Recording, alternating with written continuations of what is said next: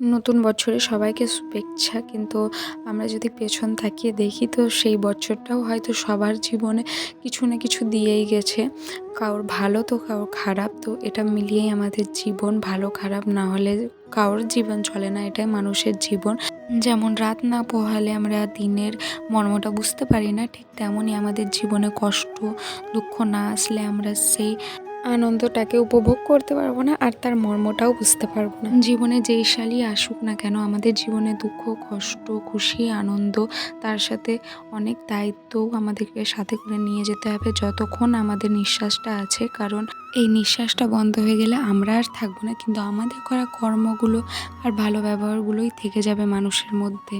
এই নতুন বছরে আমরা নিজেদের মতো বাঁচার চেষ্টা করব। কে কি ভাবলো, কে কি বললো সেটা ভগবানের উপরেই ছেড়ে দাও, কারণ সে সৃষ্টিকর্তা, সে ঠিক বিচার করবে কে কি কর্ম করছে, কে কেমন ব্যবহার করছে।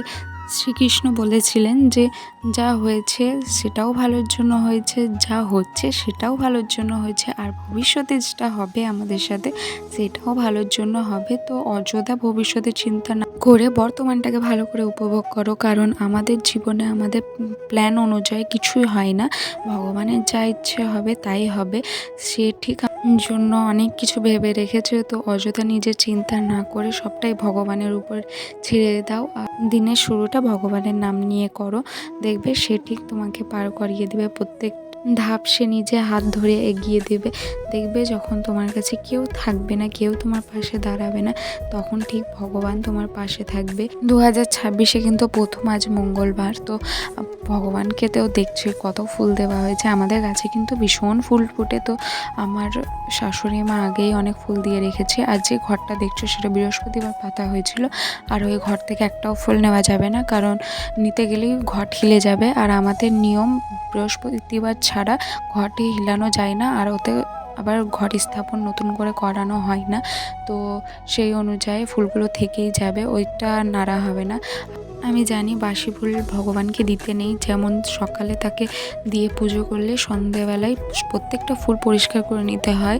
তো প্রত্যেকটা ফুল কিন্তু টাটকাই দেওয়া হয়েছে। আমাদের গাছে ভীষণ ফুল ফুটেছে, তোমাদেরকে আগেই বললাম। কিন্তু এই যে ঘটের ফুলগুলো একটু মুঞ্ঝরে গেছে, যেহেতু বৃহস্পতিবার 2-3 দিন হয়ে গেছে। আমি জানি তোমরা বৃহস্পতিবারের ভিডিও দেখতে অনেক বেশি ভালোবাসো আমার ঘট স্থাপনের ভিডিওটা, কিন্তু খুব ব্যস্ততামূলককে ভিডিও করাই হয় না।